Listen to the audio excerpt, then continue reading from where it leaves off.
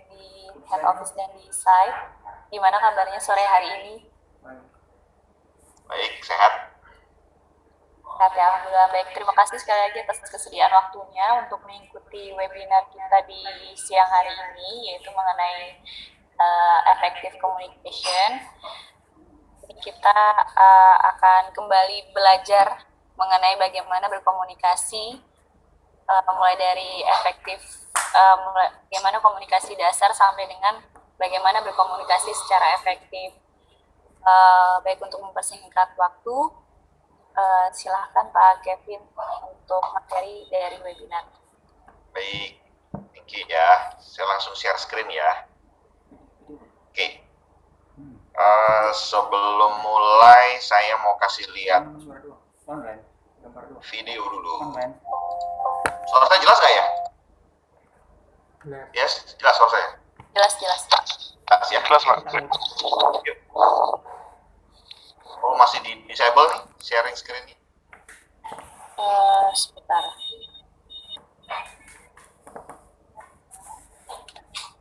Sudah Pak. Ya. Oke.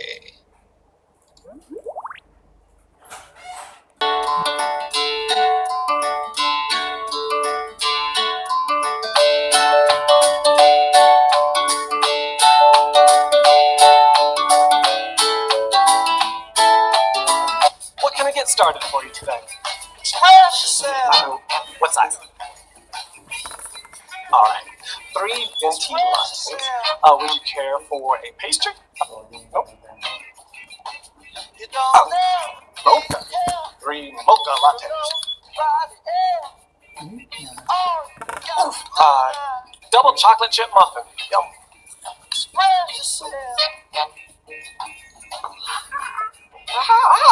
You want 3 Paul McCartney CDs.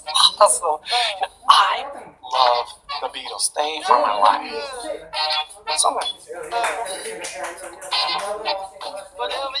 Assassination. Abraham Lincoln.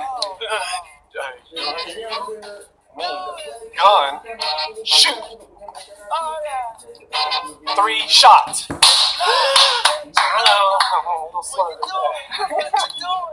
All right. So, 3 lattes, 3 mochas, double chocolate chip muffin, and 3 shots. No assassinations.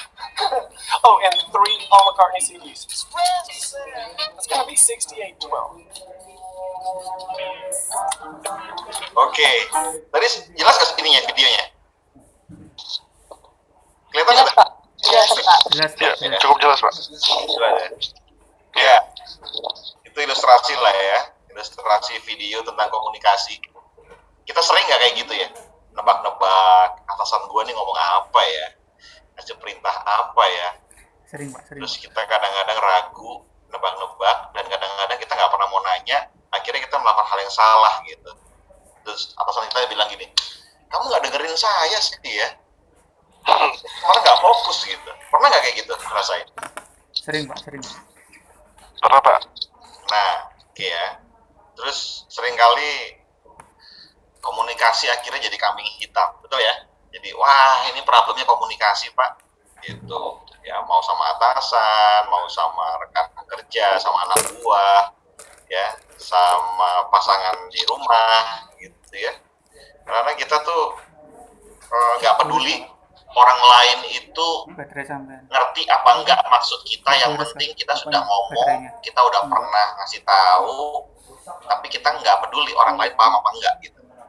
Akhirnya terjadi yang namanya miskomunikasi. Nah, hari ini kita mau belajar hal yang sederhana, hal yang setiap hari. Jadi bukan ilmu yang rocket science ya, bukan ilmu tentang yang hebat-hebat lah. Ini ilmu yang tiap hari 24 jam, kecuali pas tidur aja ya, selalu kita pakai gitu. Jadi komunikasi ini tidak hanya sekedar ngomong lisan saja, tapi termasuk juga komunikasi apalagi yang sekarang lagi sering kita pakai. Komunikasi yang namanya nih WhatsApp group, itu juga komunikasi. Ya, bagaimana sekarang kita ngomong di WhatsApp group itu juga dengan cara yang tepat, gitu ya. Email. Sekarang dalam kondisi pandemi ini kita udah jarang ke kantor, kita jarang ketemu sama orang, kecuali yang ada di site ya, masih tiap hari ketemu gitu. Nah, cuman to be honest, kalau saya pribadi sekarang setiap hari mungkin bisa dibilang 60-70% komunikasinya lebih banyak pakai WhatsApp grup tuh, gitu. Karena kondisi yang mungkin harus menuntut kita harus setiap waktu, setiap kali update di sana, gitu ya. Dengan segitu banyaknya grup, segitu banyaknya hal yang harus disampaikan. Kadang-kadang salah ngomong di sebuah grup karena grupnya hampir sama namanya, salah ngomong gitu ya. Nah, ini kerap terjadi. Pernah ada yang merasakan seperti itu, teman-teman? Atau nggak pernah ada yang hebat sekali? Oke. Sekarang saya share materinya ya.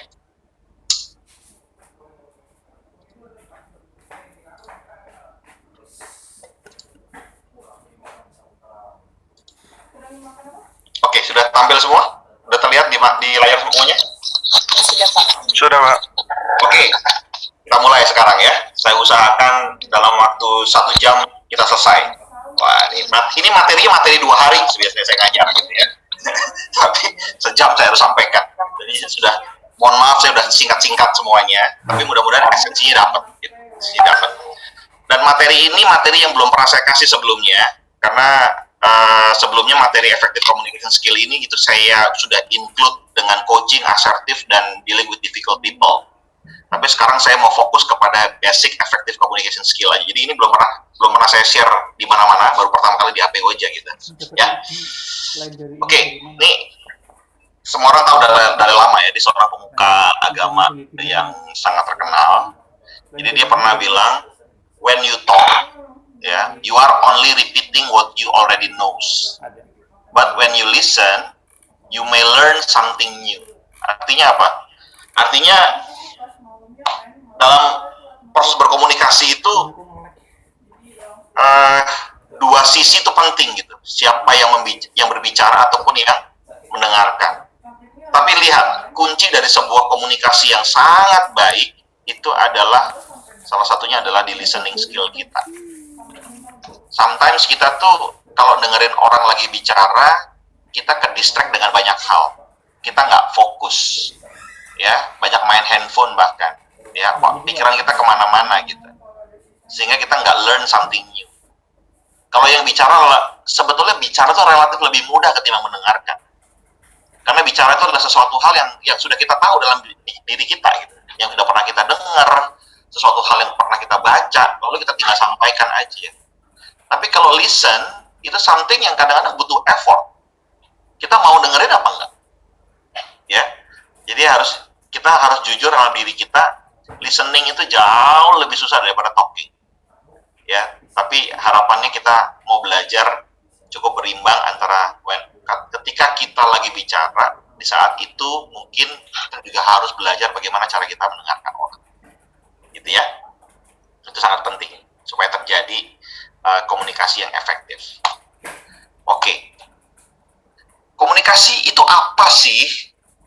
Ya, komunikasi yaitu hal yang yang paling simpel itu adalah proses penyampaian pesan yang efektif dari pengirim ke penerima.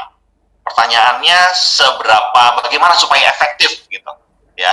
Bagaimana supaya efektif? Jadi kalau saya kasih lihat gambar, ini gambar yang kalau teman-teman buka, kalau googling ya, googling aja effective communication gitu, googling gambar ini tuh banyak banget kelihatan, ya, baik yang dalam versi bahasa Inggrisnya, ya, yang udah diterjemahkan. Jadi konsepnya itu adalah kalau komunikasi itu tentunya harus ada seorang sender atau pengirim, ya. Jadi kalau saya ngomong sender itu berarti orang yang bicara ya, yang pengirim pesan. Lalu ada si penerima pesan atau receivernya, dan ada pesan yang disampaikan, ya. Nah, oke. Nah, ketika ada pesan yang disampaikan dari seorang sender ke receiver, seringkali seorang sender ini nggak peduli dianya paham atau enggak, yang penting pesan udah saya sampaikan, ya. Apalagi buru-buru gitu. Nah, ketika itu disampaikan, itu belum terjadi sebuah komunikasi yang efektif. Belum. Jadi kalau saya udah ngomong gitu, misalnya lagi P5M saya ngomong gitu, yang masuk kemarin. Oke, boleh di mute. Pak Khairudin. Belum. Kalau belum ya itu aja teman. Maaf ya Pak. Di mute aja dari hostnya, Mbak Yesi. Oke. Kalau ada pertanyaan nanti boleh di chat langsung di itu aja deh. Di chat boxnya ya. Silakan tanya ya. Oke. Jadi kalau siapapun kita ya mau di rumah sama si kecil, sama pasangan kita, sama tetangga, sama atasan, ketika kita ngomong ya, itu ketika kita berkomunikasi, oke, kita sampaikan pesan. Tetapi itu belum terjadi sesuatu yang efektif. Belum selesai. Artinya apa? Itu akan selesai kalau kita mendapatkan feedback dari si penerima. Ya, feedback ini itu sifatnya kalau sebagai seorang communicator atau seorang sender atau seorang pengirim, itu sifatnya kita harus proaktif. Kita harus tanya sama si penerima pesan. Mbak atau Bu atau siapapun, Pak, Bapak sudah paham ya apa yang saya sampaikan ya? Boleh nggak kira-kira maksud saya apa ya Pak ya? Silakan tolong diulang. Atau sudah clear semuanya, kalau ada pertanyaan silakan disampaikan ya. Jadi kita sebagai seorang pengirim pesan itu harus minta feedback, minta tanggapan. Kalau sudah ngerti semua, ya sudah ada mungkin body language-nya yang oke, gitu ya. Yang sering susah kan sekarang ini kalau lagi Zoom. Ya, kenapa lagi Zoom lagi susah? Karena kebanyakan kalau Zoom tuh pasti videonya dimatikan ya nggak? Jadi kalau saya ngomong begitu, udah paham semua. Jadi kadang-kadang lagi ya paham Pak, tapi lagi ngapain gitu. ya udah, saya sih legowo aja lah ya kira-kira. Tapi tugas saya wajib harus nanya, udah paham belum ya teman-teman ya? Gitu. Karena kalau belum ada kepastian feedback, ya, itu bisa jadi ini pesan ini itu tidak sama antara si pengirim dan si penerima. Jadi kunci dari komunikasi yang efektif adalah si pengirim dan si penerima itu punya pemahaman yang sama. Dah, itu. Kalau enggak, berarti ada yang zonk. Gitu. Ya. Jadi bisa dibayangkan di posisi saya, ya, itu kalau saya menerima instruksi dari Pak Hadi atau bapak-bapak BOD yang lain, instruksinya berupa sebuah policy, ya, posisi saya di sini ya, posisi saya di sini nih, sebagai penerima pesan dari BOD misalnya, dikasih policy, dikasih apapun kebijakan, terus saya sebagai si penerima pesan tidak proaktif untuk menanyakan, mengklarifikasi statement dari bapak-bapak BOD-nya gitu misalnya, itu bahaya nggak kira-kira buat saya?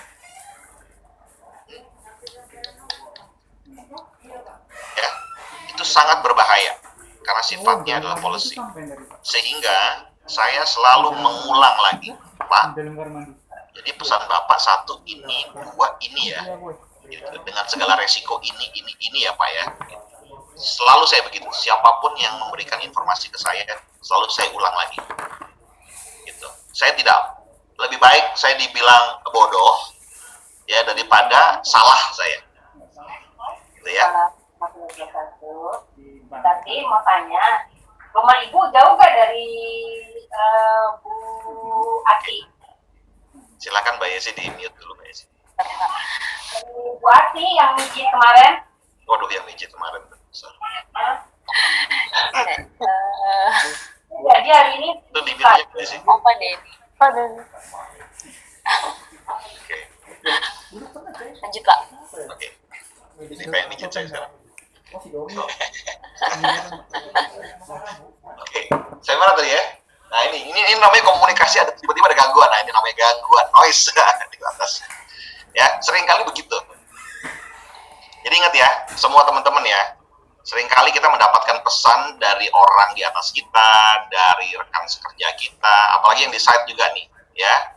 Di site tuh kadang-kadang gangguannya apa? Sinyal, ya. Kalau di radio lagi ditambang, lagi di pit, lagi di front gitu kan, radionya lagi apa, suara engine-nya doser lagi gede banget gitu ya, lagi di disposal gitu, nggak kedengeran, terus tapi tiba-tiba tanpa ada konfirmasi atau cari posisi yang lebih tenang, nanya balik gitu ya, bodoh lah. Jadi dia berasumsi kayaknya instruksinya begini nih. Nah, jadi si foreman dapat instruksi dari supervisor atau kabaknya, kayaknya begini. Tiba-tiba dieksekusi, ya, over dari boundary, kelar deh, gitu ya. Jadi banyak hal nih. Kadang-kadang kita kalau kerja, hati-hati. Problemnya sesingkat gitu. Problemnya simple, komunikasi. Tapi dampaknya gede. Di KDA banyak banget tuh problem komunikasi, ya, tiba-tiba akhirnya jadi apa, ujung-ujungnya apa, portal, ya. Jadi problem karena komunikasi, enggan untuk mengklarifikasi, akhirnya ribut semuanya, jadilah terjadi hal yang tidak kita inginkan. Sampai sini ada pertanyaan nggak? Silakan dipakai chatbox ya, pakai chatbox ya. Oke. Jadi sekali lagi pesan saya di dalam gambar ini, pesan itu disampaikan oleh pengirim. Sebaiknya sebagai pengirim kita proaktif untuk bertanya kepada si penerima, sudah ngerti apa belum? Ya, kalau bisa diulang, ya, disampaikan. Coba tolong ulangi tadi pesan saya. Atau kalau kita sebagai seorang penerima, kita juga harus proaktif, Pak, mengkonfirmasi saja. Pak, maksud Bapak ini ya, Bu, maksud Ibu ini ya, gitu. Dicatat lebih baik, sehingga terjadi feedback, dan itulah yang namanya komunikasi yang efektif. Gitu. Ya, hati-hati pasangan suami istri atau kaula muda yang masih berpacaran, kadang-kadang pesannya nggak clear, tiba-tiba miskomunikasi, ribut, ya, tiba-tiba jadi cemburu gitu ya. Padahal kadang-kadang hanya tidak ada feedback, ya, sok-sok kita mau berasumsi kayak tadi tuh, ya, yang beli kopi tadi, pakai gayanya pakai bang bang bang, dia mau ngomong 3 kali shootnya kopinya gitu, padahal whatever itulah ya. Nah, jadi apa sih pentingnya dalam efektif komunikasi? Yang pertama itu komunikasi yang efektif, ya, yang tadi saya gambarkan, itu bisa membantu kita memahami seseorang, ya, kita paham seseorang seperti apa, atau kita bisa memahami situasinya dengan cara lebih baik. Orang ini lagi marah atau tidak, situasinya lagi urgent atau tidak, ya. Itu kita bisa mengerti, kita bisa memahami, karena kita proaktif untuk memberikan klarifikasi. Gitu. Ya, orang ini fokus gak dengerin saya ya, karena kita niat untuk mencapai komunikasi yang efektif. Tapi kalau kita dari awal, yang penting saya sudah menggugurkan kewajiban saya, gitu ya, saya sudah sampai, Pak, tadi saya sudah sosialisasi loh Pak Kevin. Bagus dong, hasilnya gimana? Wah, pokoknya udah saya sampaikan Pak, ini absensinya. Semuanya ngerti nggak? Wah, kalau itu saya nggak tahu ya, tadi saya sudah sampaikan Pak. Nah, tiba-tiba ribut di belakang. Berarti orangnya belum ngerti semua. Ya, itu namanya belum terjadi komunikasi yang efektif. Terus, oke, waduh. Halo, tes 2, 1, 2. Iya Pak. Iya Pak. Oke Pak. Ini saya agak. Oke, yang kedua, dan hal ini, komunikasi efektif ini memungkinkan kita untuk memecahkan perbedaan. Ya, yang misunderstanding tadi itu dipecahkan sehingga jadi satu persepsi. Dan membangun kepercayaan dan rasa hormat atau respect dalam organisasi. Ya, saya tahu deh, kita komunikasi itu kadang-kadang, kalau di WhatsApp grup ya, segitu chaosnya gitu ya. Semua ngerasain ya.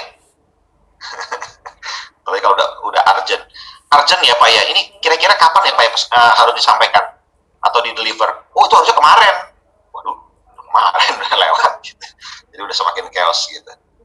Yang ketiga, nah terkadang kita punya pesan ya, itu disalahpahami oleh orang lain, atau kita yang salah paham juga terhadap pesan yang kita terima gitu.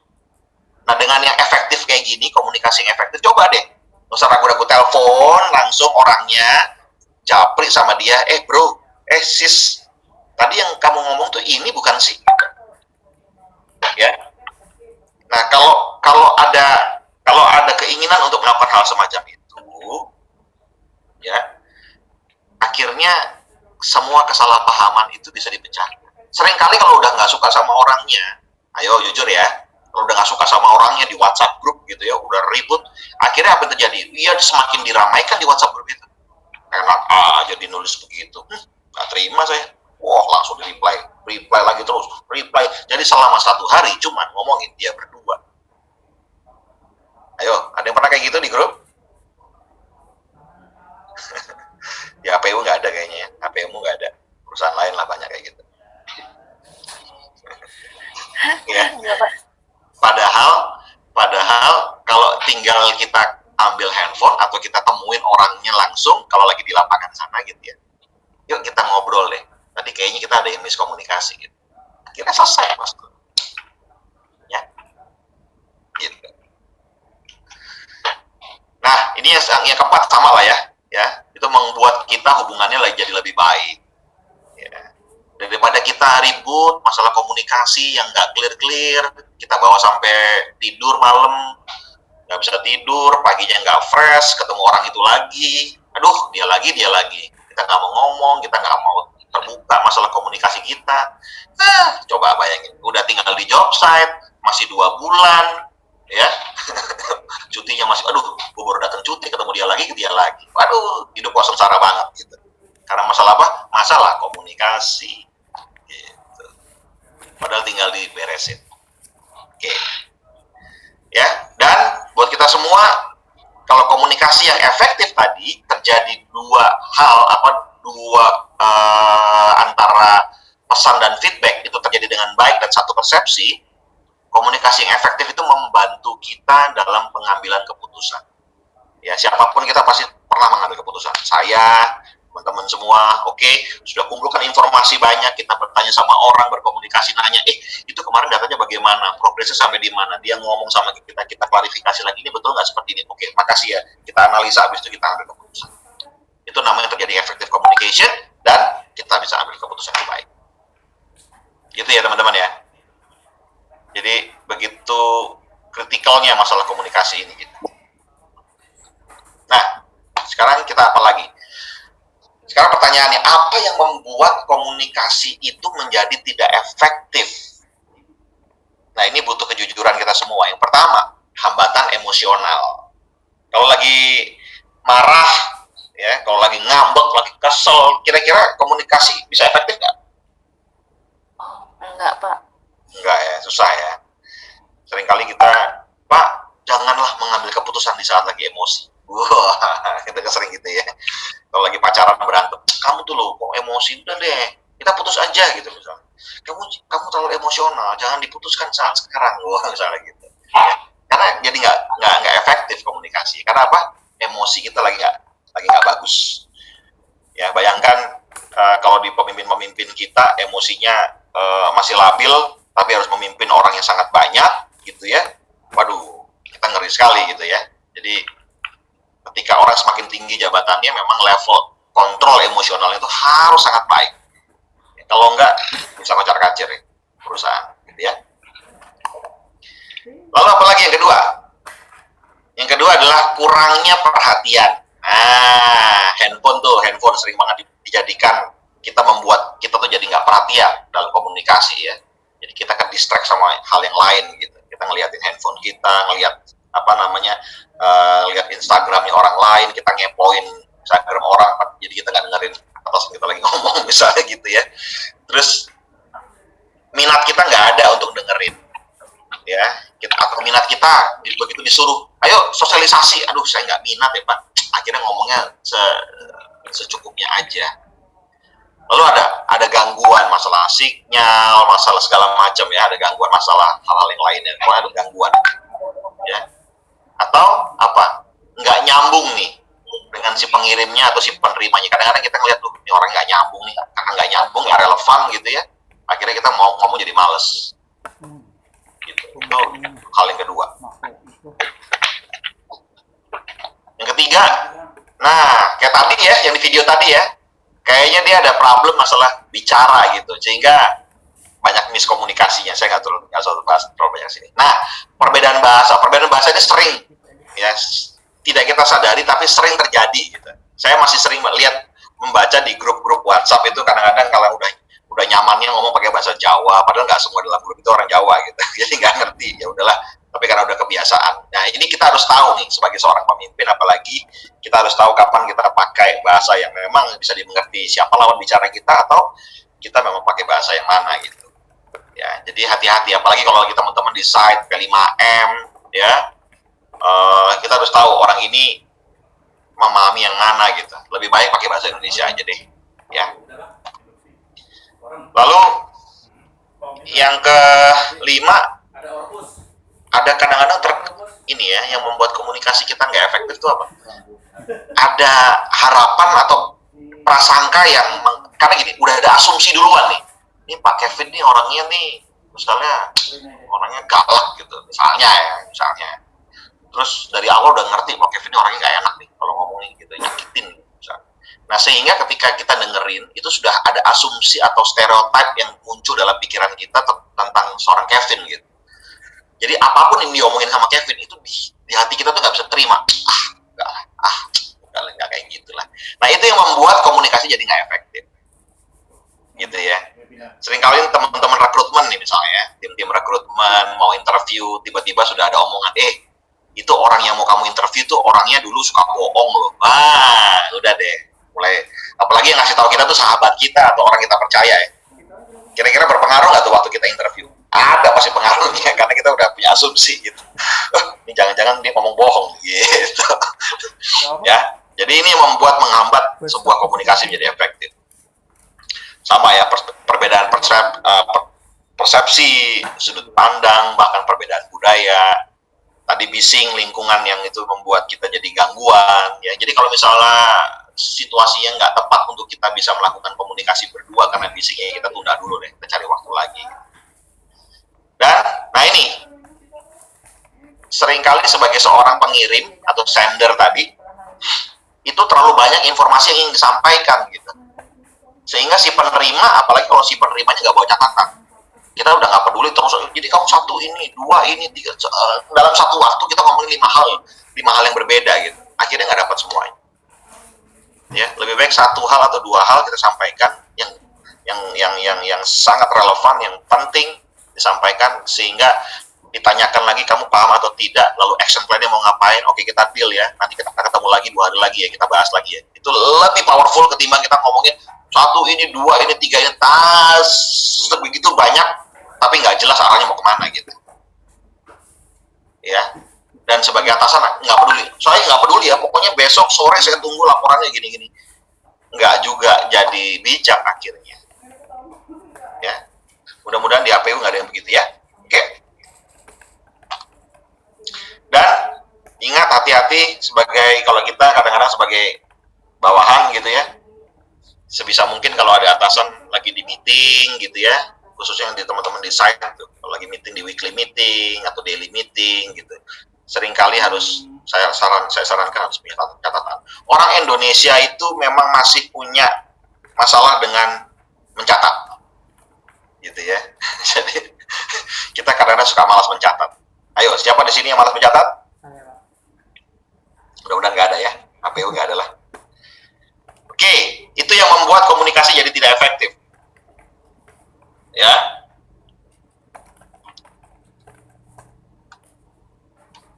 Oke, sebelum saya lanjut, saya minta ada satu atau dua pertanyaan dulu. Silakan, sembari saya minum. Monggo, silakan Mbak Yesi kalau ada yang mau tanya. Pengalaman atau apa gitu. Ada pengalaman apa tentang hal yang ini basicnya dulu. Mas Anggi mungkin, Mas. Halo. Ya, Kedengaran, Pak. Ya, kedengaran. Saya mau tanya, Pak. Sebutkan Misalnya nama dari site mana? Oh iya, saya Anggi dari MGA, Pak. Oke, Mas Anggi, silakan. Oh iya, saya mau tanya, kalau misalkan kita sebagai bawahan nih, Pak, terus kan untuk mencapai komunikasi yang efektif harus konfirmasi ke atasan kita gitu. Nah, kalau misalkan atasan kita, Pak, maksudnya ini, oh sebentar, saya mau kesana dulu. Oh sebentar, saya mau kesana dulu. Nah, maksudnya gimana ya, baiknya tuh seperti apa, Pak? Kita kejar dulu, Pak, ini gimana, Pak, maksudnya nih? Atau seperti apa, Pak? Untuk apa ya, biar kita juga nggak salah seperti itu. Oke, that's good. Ini Mas Anggi sering merasakan begitu di sana?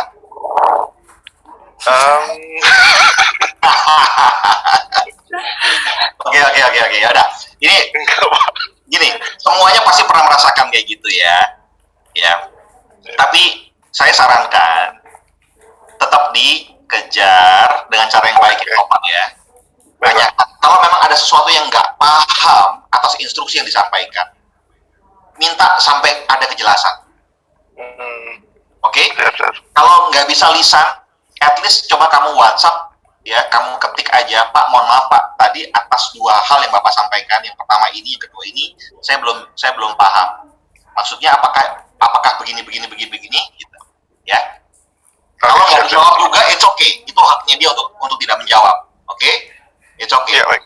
Ketika dia udah balik, kamu tanya lagi, datang lagi, Pak, sorry Pak, tadi saya WhatsApp Bapak belum balas. Saya yakin pasti dia pada suatu waktu pasti ada waktu untuk menyampaikan. Gitu. Siap, Pak. Ada dicoba-coba dan salah. Ya, kecuali itu misalnya hal yang sudah cukup umum dilakukan, ya, kamu bisa tanya sama peers kamu, peers itu yang selevel sama kamu gitu ya. Atau peersnya atasan kamu gitu. Boleh kamu tanyakan, mencari referensi. Tapi kalau itu hal yang baru, kerjaan baru, apalagi misalnya nanti ada anak fresh graduate masuk, gitu ya, dia nggak ngerti apa-apa, itu memang harus di-guide gitu. Ya, jadi kalau saya mendapat informasi, Pak Kevin, budget untuk ini segini, gitu ya, wah itu harus saya tanya sampai sedetail mungkin, Pak, maksud Bapak segini, betul nggak begini Pak? Betul, Pak, saya ulangi lagi Pak, ini saya mau kasih tahu, ini angkanya begini, sampai dia, betul, Pak, boleh nggak diparah dulu Pak? Oke. Hidup saya tenang, betul nggak? Siap. Gitu ya Mas Anggi ya? Iya, baik Pak, terima kasih. Very good. Ada lagi?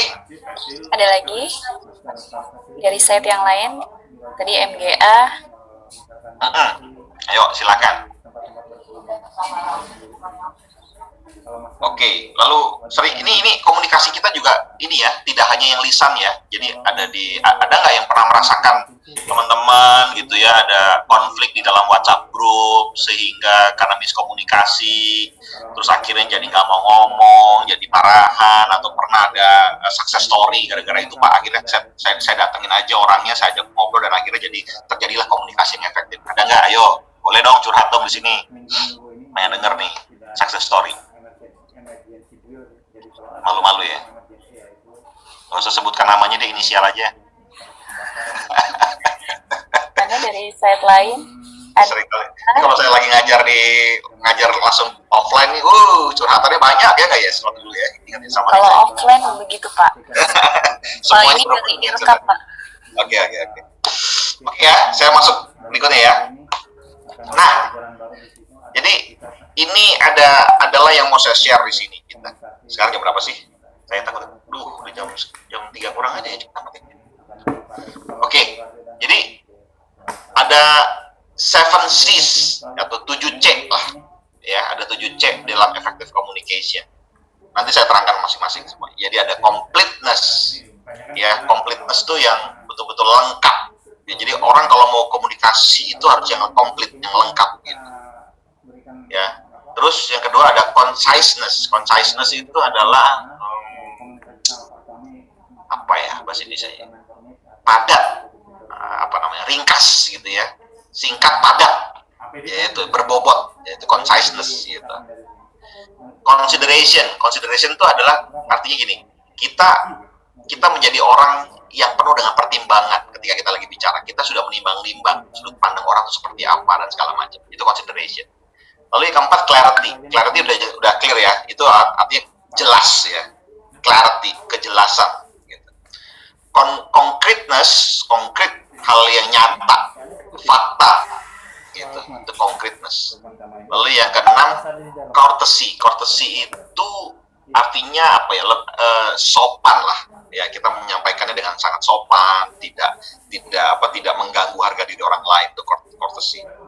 Kalau correctness itu adalah sebuah kebenaran, correct itu nanti lebih ke masalah bahasa yang benar, tata bahasa yang benar, data yang benar. Kira-kira gitu ya, teman-teman. Nah, sekarang kita bahas satu persatu ya. Kita bahas mulai dari completeness. Bagaimana supaya kita menjadi orang menyampaikan sesuatu pesan yang komplit gitu. Yang pertama, sebuah pesan tadi sebagai seorang sender, sebagai seorang pengirim pesan, itu menjadi komplit bila berisi semua fakta yang dibutuhkan oleh pembaca. Jadi artinya kalau kita kadang-kadang berkomunikasi melalui WhatsApp, melalui email gitu ya, jadi oleh pembaca kita atau pendengar kita gitu, sehingga responsnya mereka itu sesuai dengan apa yang kita inginkan. Itu komplit gitu kita ngomongin. Jadi kalau misalnya saya lagi ngomong di depan offline gitu, saya lagi ngomong, teman-teman, kita tuh lagi cukup kritikal karena misalnya, nah ini ada Mas Poyi, misalnya gini, kita itu sekarang mekanik itu kebutuhannya sangat kritis. Beberapa job site yang kita mau open project, ya, karena kita membutuhkan segera mekanik. Sekarang kekurangan kita adalah secara data adalah sekian, pakai komplit, faktanya seperti itu gitu, ya. Dan kita berharap pembaca atau pendengar kita yang kita dengarkan itu reaksinya juga reaksi yang punya urgensi yang sama gitu, bukan malah cengengesan, kira-kira gitu lah ya. Nah itu namanya completeness. Jadi kita menyampaikan sebuah pesan yang komplit. Ya, nah sebagai seorang pengirim saya, ya dalam berkomunikasi itu tadi, itu juga saya perlu mengakses atau menilai pesan bahwa si mata orang-orang yang menerima tadi itu saya pastikan mereka itu betul-betul sudah mendapatkan informasi yang relevan gitu. Jadi saya bisa membaca, ini si penerima saya ngerti nggak apa yang saya sampaikan. Ya, jadi betul-betul komplit saya menyampaikan kan dengan penuh dengan fakta yang clear. Lalu juga dilihat orang-orang ini memahami nggak apa yang saya sampaikan supaya betul-betul menjadi sebuah komplit. Ya, dan yang ketiga, ini yang kuncinya nih, berikan semua informasi yang diperlukan dan jawab semua pertanyaan yang diajukan. Jadi jangan pernah berhenti menyelesaikan komunikasi kita sampai orang semuanya paham apa yang saya sampaikan. Jadi kita harus haus dengan pertanyaan. Kadang-kadang kita menghindari pertanyaan, cari aman, udah selesai. Enggak, orang yang mau terjadi sebuah komunikasi efektif, hauslah dengan pertanyaan. Yuk, kamu ada nanya apa? Kamu nanya apa? Kamu nanya apa? Ya, gitu. Sampai sini, oke ya, clear ya. Mudah-mudahan kita semua ini C yang pertama nih, completeness. Ya, bayangkan semuanya, saya minta semuanya membayangkan ketika kita mau menyampaikan sesuatu hal kepada teman kita, kepada anak buah kita, kepada atasan kita, apalagi kepada atasan nih.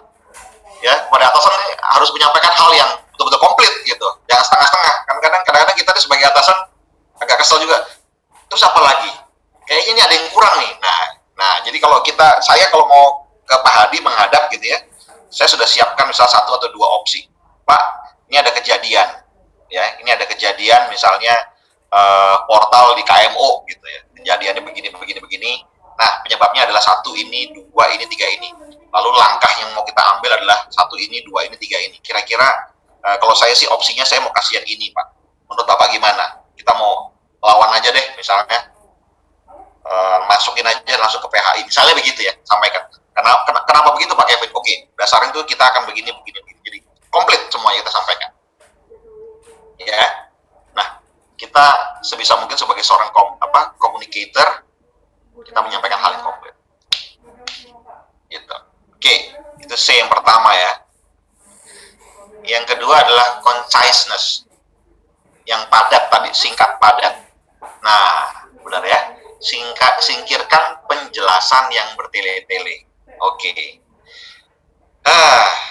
Saya sebelum saya kerja di HPU, itu saya pernah bekerja selama 2,5 tahun di perusahaan di mana rekan kerja saya itu adalah 7 orang Australia, 2 orang Kanada.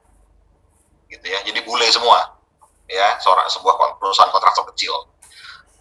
Dan beda banget rasanya kerja sama orang bule sama orang kita gitu ya. Jadi saya waktu pertama kali kerja sama mereka juga saya harus beradaptasi gitu ya. Jadi orang bule itu kalau nulis email itu mungkin cuma 2 atau 3 baris cukup dan selesai gitu dan gitu ya. Jadi kalau ngomong juga seperlunya ya.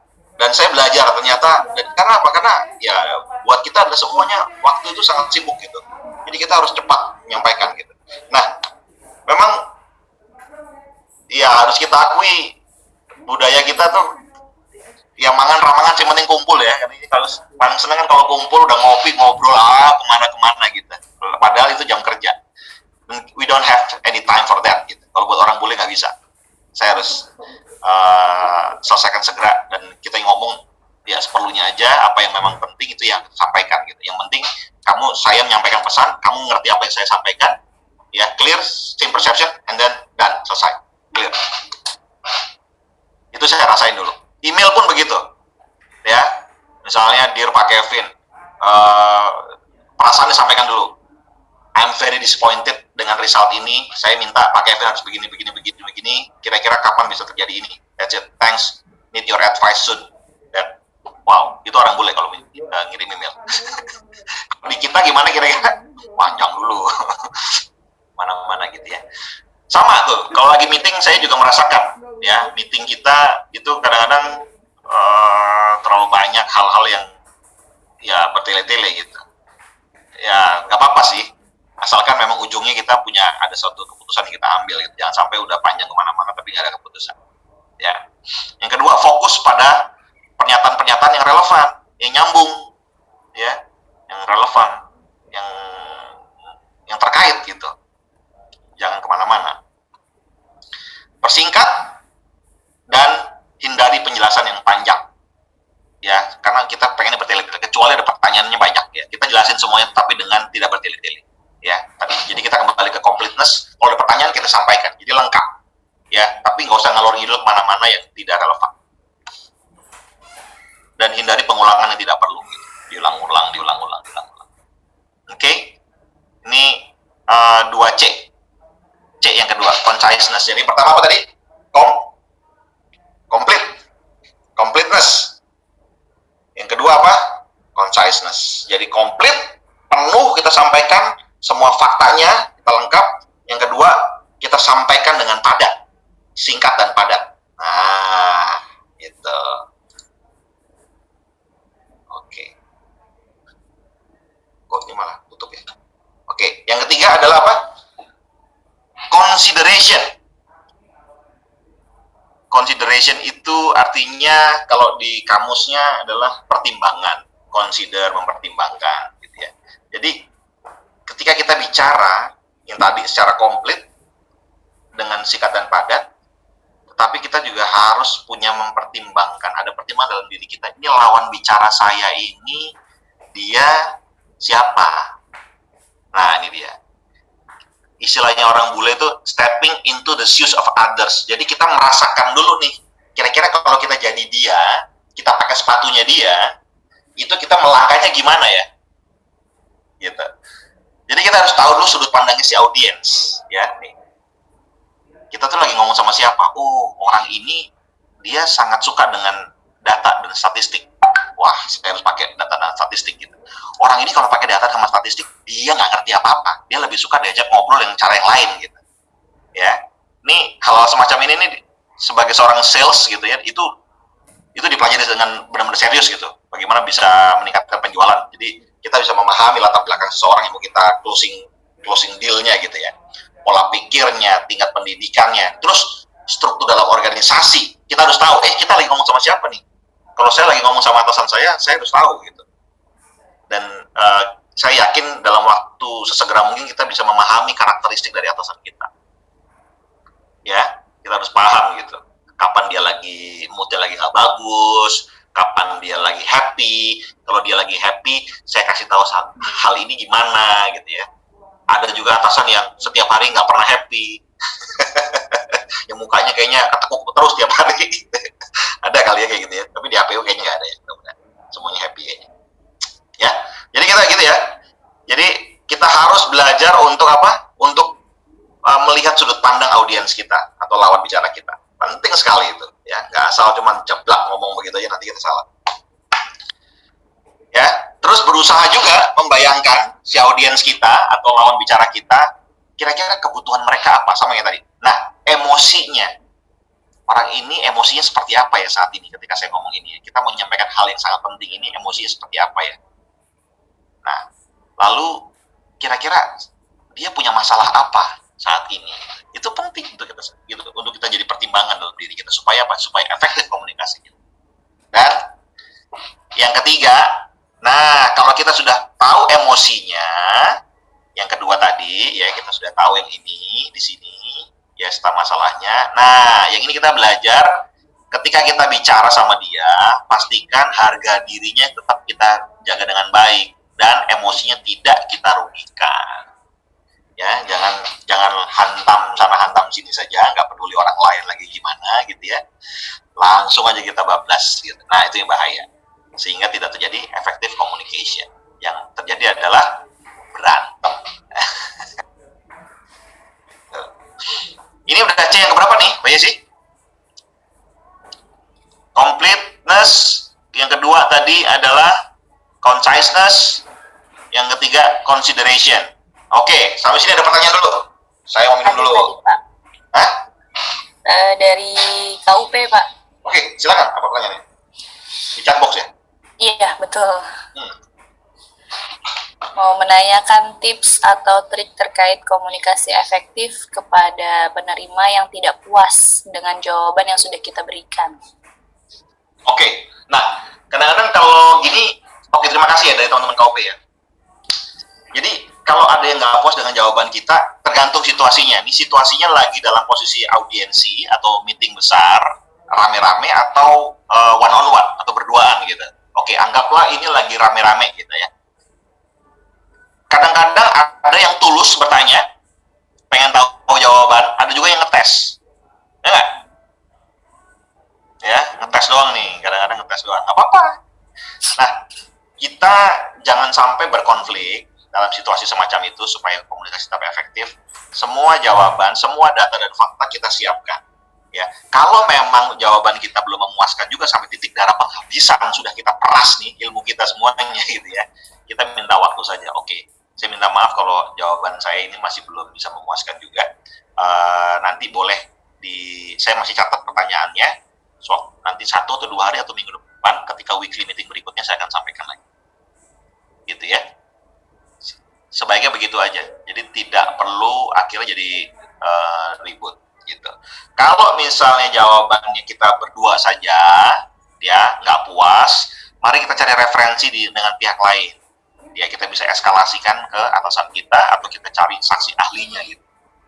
Gitu ya, misalnya nih, saya lagi ngomong sama misalnya Pak Didi gitu ya, sama-sama kita sebagai peers gitu ya, ngomong misalnya mengenai aturan ketenagakerjaan. Jawaban saya beliau tidak puas. Oke, nggak puas, yaudah, yuk kita datang ke Bang Grey, sarjana hukum gitu kan.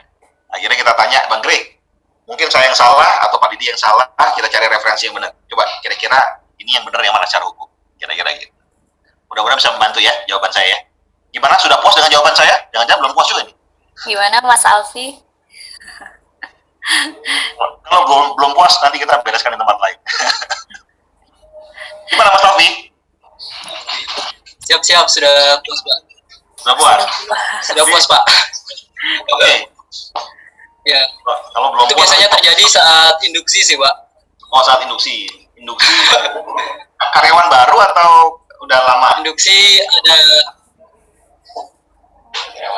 karyawan, Pak. Biasanya kan kadang ada yang pertanyaan, kita udah jelaskan tapi belum di situ aja, Pak. Biasanya kan terkait regulasi, Pak. Ataupun transportasi ataupun akomodasi mes seperti itu, Pak. Oke. Biasanya sih terkait regulasi, Pak. Kalau yang sekarang ini terkait regulasi COVID seperti itu, Pak. Oke. Nah, kalau saran saya Mas Alfi tadi pakai completeness. Nah, nanti ada lagi nih yang CC berikutnya ya. Dengan data dan policy yang ada, sampaikan ini loh, ini yang policy kita yang berlaku gitu ya. Ini tanda tangan manajemennya seperti ini. Jadi sampai betul-betul dia mendapatkan hal yang clear dari kita. Gitu ya Mas Alfi ya. Oke, ada lagi pertanyaan? Baik, terima kasih Pak Kevin. Thank you Mas Alfi. Ada lagi pertanyaan? Ada chat box itu saya nggak bisa lihat. Bagaimana sih? Nggak muncul. Ada lagi yes? Itu aja Pak, baru itu aja Pak. Ya, oke, ada lagi kawan-kawan? Silakan. Completeness, conciseness, consideration. Ya. Oke. Kalau nggak ada, saya sambung yang ke C yang keempat. Clarity. Ya, clarity itu ini yang paling sering diomongin nih kalau lagi meeting, udah clear belum? Udah clear. Nah, ya kira-kira clear lah, clarity itu gitulah, clear lah, jelas gitu ya, butuh kejelasan yang nggak gantung ya. Karena kita gitu kan, yang lagi pacaran kita butuh kejelasan, Pak, ya, kira-kira gitu. Nah. Oke, tekankan satu pesan, tujuan atau ide tertentu pada satu waktu. Ya, jangan terlalu banyak. Karena kalau terlalu banyak informasi kita sampaikan, itu yang membuat menjadi nggak clear, nggak ada clarity-nya. Ya, jadi kalau lagi induksi misalnya tadi ya, Mas Alvin, ya sampaikan induksi itu hal-hal yang berbau induksi saja. Jangan ngomongin hal-hal yang lain gitu. Misalnya ngomongin gaji lah, ngomongin yang masalah yang lain-lainnya. Jadi itu nanti jadi tidak jelas gitu. Ya, memicu ada pembicaraan yang jadi tidak jelas, tidak ada clarity-nya. Jadi tekankan satu pesan, temanya apa, disitulah kita bahas, pada tujuannya mau ngapain, dan ide apa pada satu waktu tertentu. Ya, itu yang pertama harus kita tekankan betul-betul. Jadi kalau misalnya kita mau meeting, sampaikan, kita mau meeting, temanya meeting, hari ini kita mau ngomongin satu, mau ngomongin ini, dua ngomongin ini. Udah itu aja, gitu ya. Nah, memang moderator harus kuat, ya, untuk supaya betul-betul ada di dalam satu koridor meeting itu, gitu. Ya. Teman-teman sering nonton Mata Najwa nggak? Nah, Najwa itu dia orang yang betul-betul menjaga koridornya supaya kembali lagi ke tema gitu misalnya. Nah, itu dia clarity-nya di situ. Hindari ketidakjelasan, ya. Ketidakjelasan ini kalau hal-hal yang nggak nyambung ya, udah mulai kemana-mana gitu ya, tak maunya banyak. Apalagi kalau ya teman-teman di lapangan ya, kita menghadapi kadang-kadang kemauan orang yang sangat banyak, tidak jelas, itu tidak perlu langsung ditanggapi begitu saja ya. Jadi kita harus berani ngomong secara asertif. Waduh, ini ngomong asertif. Nanti ya, ilmunya beda lagi tuh asertif gitu. Nanti kita harus ngomong dengan tegas, bahwasanya, mohon maaf ya, hal itu tidak jelas. Hal itu tidak relevan, tidak nyambung. Tidak sesuai dengan tema hari ini. Jadi kita tunda untuk waktu yang lain saja. Misalnya gitu. Kita harus berani ngomong kayak gitu. Ya, kalau enggak kita akan digiring kepada hal yang lain sehingga kita lupa kepada tujuan kita. Ya, nah, yang ketiga, ini juga hati-hati ya, ini kembali juga dengan consideration yang tadi. Kalau consideration kita harus tahu latar belakang dia seperti apa, pemahaman dia sampai di mana, ekspektasi dia ada di mana. Jadi kita kalau ngomong, hindarilah istilah teknis yang mungkin sudah dipahami. Jadi kalau lawan bicara kita, misalnya teman-teman plan gitu ya, ngomong sama orang HR, ya, orang HR nggak ngerti yang namanya toko converter, nggak ngerti. Gitu. Jadi jangan langsung kita tuh kurang mekanik karena mekanik kita yang ahli dalam hal converter itu atau electrician-nya ini elektrik problem. Jangan ngomongin ke sana, udah ngomongin saya butuh elektrik sekian orang, udah cukup sampai situ. Ya, that's it. Gitu. Tidak perlu disampaikan terlalu banyak karena kita juga jadi nggak nyambung orang-orang HR misalnya gitu. Ya, dan yang lainnya deh kita harus lihat. Jadi lawan bicara kita siapa, kalau hal-hal teknis ya nggak usah disampaikan terlalu detail. Sehingga tadi concise-nya jadi kemana-mana itu jadi nggak nyambung ya, jadi nggak padat, nggak singkat. Oke. Dan hindarilah kemungkinan adanya salah tafsir. Jadi sebisa mungkin audiens kita itu tidak harus membaca yang tersirat, jadi semuanya kita suratkan saja gitu. Tadi ya yang di video tadi, si pembeli kopi itu berharap si penjual kopinya atau baristanya tadi itu ya, yang melayani itu, dia memahami nih, bisa menafsirkan hal-hal yang tersirat gitu dengan gaya tubuhnya pakai tembak-tembak tadi dan segala macam itu. Nah itu jadi nggak clear, nggak clarity-nya nggak dapet. Gitu. Oh, saya kan ada kopi ya, tanya Natal ini. Nah. Oke.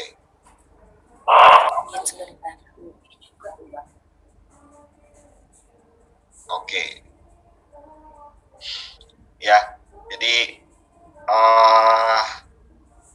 yang keempat ya, clarity ya. Jadi complete, lalu concise, padat, lalu consider, kita mempertimbangkan, dan kita clarity, clear. Kita satu hal yang kita mau sampaikan pada waktu tertentu, semuanya jelas tujuannya mau ngapain, dan hindari istilah-istilah teknis. Jangan senang kalau kita menyembunyikan sesuatu. Seringkali itu kita tuh senang banget jadi orang yang misterius ya, berharap orang lain mengerti kita gitu dari sudut pandangnya mereka dengan hal-hal yang tersirat. Wah keren ya. Jangan, kalau sebagai komunikasi kerja nggak boleh tersirat. sampaikan gitu. Ya, kalau lagi ngomongin masalah gaji, masalah promosi, misalnya segala macam, ya memang saya harus mengundang meeting orang-orang yang relevan sehingga semuanya tersurat. Jangan sampai saya ngundang yang tidak perlu diundang, akhirnya saya mencoba menyembunyikan sesuatu, jadi akhirnya tersirat semua, nggak bisa, nggak mencapai tujuan saya, akhirnya komunikasi saya jadi nggak efektif. That's the point of clarity, gitu ya. Jadi kalau teman-teman kalau mau ngundang sebuah tema meeting, upayakan yang datang itu adalah orang-orang yang relevan, supaya tidak ada yang salah tafsir, gitu. Oke. Ini C keberapa nih, Yes? Konkret? Ayo, kamu ngitung nggak? Itu Pak, kelima ya. Kelima ya? Oke, kelima ya. Bantuin saya ngitung, saya juga lupa tadi keberapa nih. Konkret. Konkret, ya. Konkret yang nyata ya. Yang nyata. Jadi, nah, concreteness itu yang nyata, yang fakta gitu ya. Jadi kita harus tepat dalam menyajikan data dan fakta. Jadi waktu kita bicara atau kita tulis email atau kita tulis WhatsApp tentang itu, semuanya yang kita sampaikan adalah fakta, bukan gosip dan asumsi. Ya, karena dalam pekerjaan kita dibutuhkan adalah sebuah concreteness, hal yang apa adanya gitu. Nah, jangan coba ditacap-tacap gitu datanya supaya cantik. Enggak, kalau emang datanya cost-nya memang lagi over, sampaikan aja cost-nya over gitu. Jadi kita pelajari nanti, cari tahu dalam komunikasi kira-kira problemnya apa. Ya, kalau cost-nya over. Gitu ya. Jadi concreteness itu harusnya spesifik. Poin datanya apa yang mau disampaikan? To the point dan definitif. Gitu ya teman-teman ya. Nah, ini makanya saya sangat teman-teman yang di HR gitu ya, tim saya yang di head office, Mas Tommy, Mbak Yesi, Mas Lani, itu ya pasti sudah terbiasa deh dengan gaya saya gitu. Saya selalu coba deh bikin datanya mana gitu ya, planningnya, action plan-nya mana gitu ya. Udah ya, kita udah terbiasa membangun budaya seperti itu gitu. Saya yakin teman-teman di saya juga gitu. Project manager sekarang dengan adanya apa?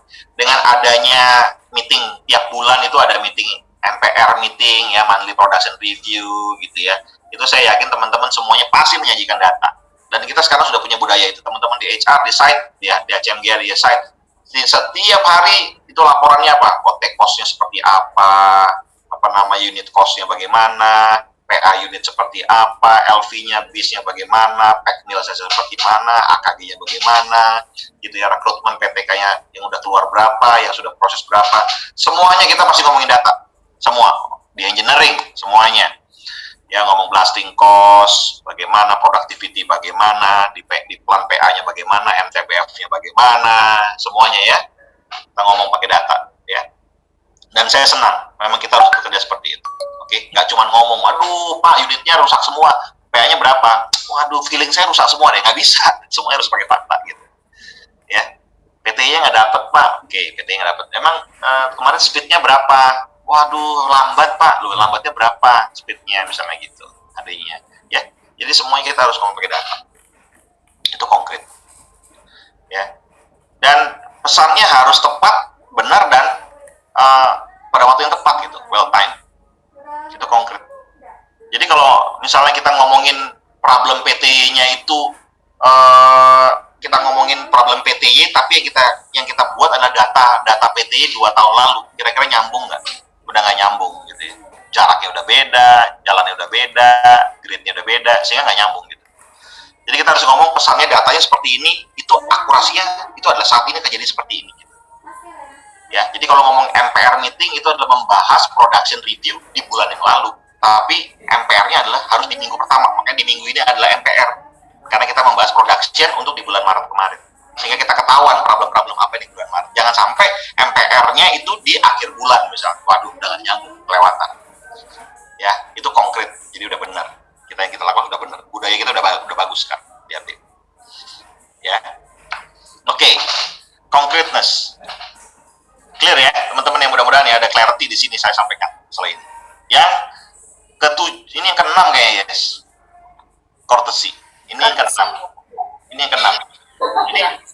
kita udah sampaikan dengan complete, conciseness, ya, padat, singkat, terus kita clear ngomongnya, clarity, lalu penuh dengan consideration, kita tahu sudut pandang orang, ya, terus tadi sebelumnya apa? Sebelumnya apa, yo? Sebelumnya konkret, dan sekarang kita sampaikannya harus dengan apa? Dengan cara yang sopan. Kesopanan dalam pesan menyiratkan bahwa pesan harus menunjukkan ekspresi pengirim serta menghormati si penerima. Ya, jadi harus dengan sopan menyampaikan. Gitu. Kita harus, ya, jangan agresif. Ya, nanti kalau ada materi asertif saya ajarin bagaimana cara ngomong yang asertif. Gitu. Ya. Lalu pesan pengirim harus dengan tulus sopan ya. Pokoknya intinya courtesy ini ngomongin bahwasanya dalam komunikasi yang efektif itu searjen, segenting apapun ya, sebagai seorang pengirim pesan kita harus menyampaikan dengan cara yang tulus, sopan, dan bijaksana. Itu pesan dari 7C yang ke-6 ini gitu. Ya. Jadi percuma kita ngomong komplit, kita ngomong dengan cara data dan fakta yang bagus, kita ngomong tepat waktu, tapi kita ngomongnya nggak sopan dan kita menyakiti orang lain. Ya, kita mungkin membodoh-bodohi orang, ya, menjudge orang, kita menghakimi orang, itu jadi 7C-nya jadi patah gitu, jadi nggak efektif, nggak bulat pesannya. Ya, dan yang ke-7, ya, correctness ini adalah intinya adalah tata bahasa, tanda baca, dan ejaan yang tepat. Jadi kalau kita mau nulis di dalam WhatsApp atau dalam email, pastikan itu semuanya correct. Jadi jangan ada yang typo, jangan ada yang miss, ya, semuanya itu harus benar. Dan istilah kebenaran gitu ya, sebagaimana diterapkan pada komunikasi yang efektif, ada 3 karakteristik. Gunakan bahasa yang tepat, ya, keakuratan angka, fakta, dan kata-kata harus akurat, dan mekanisme penulisan yang dapat diterima gitu. Kita lihat budaya kita seperti apa. Saya ketika dulu bekerja dengan para bule-bule, lalu masuk HPU yang sangat ketimuran sekali gitu ya. Jadi saya di awal-awal saya sangat belajar bagaimana cara saya nulis email gitu. Saya selama 2,5 tahun kerja, setiap hari email semuanya pakai bahasa Inggris, WhatsApp pakai bahasa Inggris. Sekarang saya nggak mungkin pakai bahasa Inggris, gitu. Saya harus pakai bahasa Indonesia. Itu dulu tuh jadi gini, pakai bahasa Inggris itu adalah bahasa yang paling enak. Kenapa? Karena bahasa Inggris sangat simpel dan singkat. Gitu. Nah, kalau saya nulis itu sekarang, saya yakin itu akan menyakiti banyak orang gitu. Sehingga saya harus belajar untuk saya pakai bahasa Indonesia yang baik dan tepat. Itu teman-teman semua. Ya, itu 7C kita. Oke? Jadi komunikasi yang baik, yang efektif, intinya dari 7C tadi adalah kita harus kongruen antara apa yang kita pikirkan, apa yang kita ucapkan, dan apa yang kita lakukan. Ya, percuma kalau kita dengan 7C, kita ngomong waktu kita P5M sebagai atasan, tolong jadi teman-teman semua para operator, kita kerja harus datang tepat waktu, ya, tidak boleh mangkir, tidak boleh segala macam, tapi kita sebagai atasan, kita tidak menjadi contoh, sehingga 7C tadi jadi gagal, karena nggak kongruen. Ya, jadi kalau kita ngomong nggak boleh terlambat, sebagai atasan kita juga harus tepat waktu. Yang kedua, sekali lagi saya ingatkan yang tadi pertama, si Dalai Lama bilang, ya, keinginan untuk mendengarkan. Jadi kalau jadi dalam komunikasi yang baik itu adalah harus terjadi antara si penerima dan si pengirim, si pengirim dan si penerima. Penerimanya harus punya keinginan untuk mendengarkan. Jadi saya terima kasih buat teman-teman yang hari ini hadir dalam training ini. Saya yakin semuanya punya keinginan untuk mendengarkan.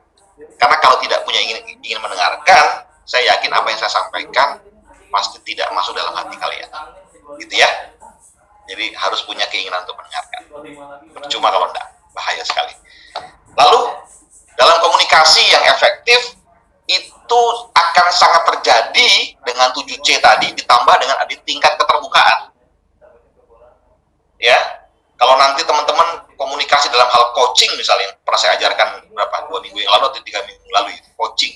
Dalam proses coaching itu one on one itu adalah sangat dibutuhkan skill dari yang namanya effective communication ini. Jadi 7C tadi dipakai di dalam coaching. Nah, dalam coaching itu nggak mungkin tidak adanya keterbukaan. Udah, nggak jadi apa-apa. Jadi dibutuhkan namanya tingkat keterbukaan. Dan ingat, dalam berkomunikasi yang keempat, harus respect, harus menghormati orang lain. Yang courtesy tadi ya, sopan. Jadi congruent, listening, open, dan respect. Supaya mudah, saya singkat jadi kolor. Nah, ini biar gampang gitu istilahnya ya. Congruent, listening, open, dan respect. Jadi hari ini teman-teman belajar apa? 7C dan kolor. Jadi kalau ditanya sama PM-nya, tadi Pak Kevin ngajar apa? 7C dan kolor. Itu aja yang nanti disampaikan ya. Oke, ya. Jadi nanti materi silakan di-share Mbak Yesi ke teman-teman semua. Jadi di akhir slide saya mau sampaikan practice makes perfect. Jadi communication itu is a skill that you can learn.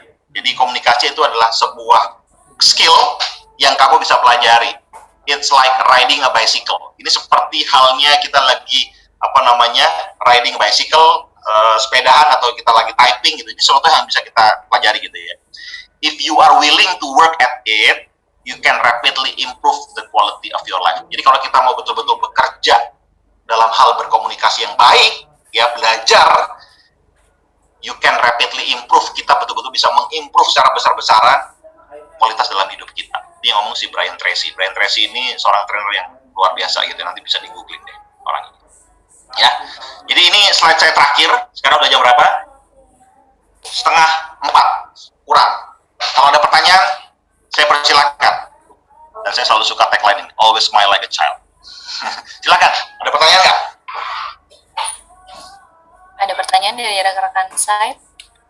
Yang dari HO juga boleh. Boleh. Siapapun boleh. Boleh pakai chat box. Kalau malu-malu gitu ya, pakai chat box. Kalau nggak ada, mudah-mudahan semuanya paham. Boleh nanti materinya di-share ke teman-teman ya, Mbak Yesi ya. Iya, Pak. Terus kalau ada hal-hal yang misalnya pengen japri, silahkan japri ke saya ya. Jadi nomor saya ada di bawah sini. Kelihatan nggak nomor saya di bawah sini? Nggak ada ya? Nanti tanya Mbak Yesi nomor saya, teman-teman tahu. Iya, Pak. Oke.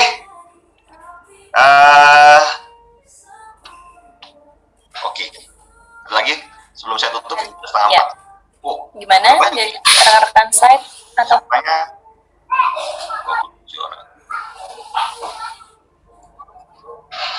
kalau nggak ada, mudah-mudahan bermanfaat ya ilmunya ya. Amin. Cukup bermanfaat, cukup ada hal baru yang dipelajari hari ini atau sudah paham sebelumnya? Silakan komen. Jadi 7C dan kolor itu aja ilmunya hari ini, nggak ada yang lain. Iya, 7C dan kolor. Ya, saya ulangi lagi ya. Completeness, conciseness, apa gitu tadi? Consideration, clarity, concreteness, courtesy, dan correctness. 7 hal. Congruent, apa lagi tadi? Open, apa lagi ya? Respect. Ya? Listening, sorry. Wah, Mas Pawi berarti mendengarkan. Saya cuma ngetes doang tadi, Mas Pawi. Oke. Ya, mudah-mudahan ini ilmu yang bisa dipakai kita setiap hari. Jadi, ilmu komunikasi ini adalah ilmu yang setiap hari kita bisa pakai ya. Anytime. Selesai meeting ini, kita mau meeting lagi yang lain, kita bisa pakai 7C kita. Oke, kalau ngomong kita harus pakai data dan fakta.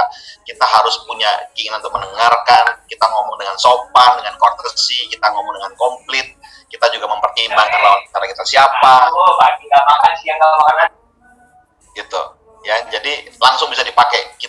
Ketika kita mendengarkan orang lain, kita tuh punya keinginan untuk mendengarkan nggak ya? Kita eager to listen nggak ya? Gitu ya, ternyata aduh saya lagi emosi saya lagi nggak enak, mendingan gak usah ngobrol, saya mungkin sorry Pak, saya nggak waktu saya jangan sekarang deh Pak, saya mood saya lagi nggak bagus, silakan, karena tujuan kita benar, tujuan kita mau mencapai komunikasi yang efektif gitu ya. Mudah-mudahan bermanfaat dan berkenan. Sekian dari saya, terima kasih, semangat pagi.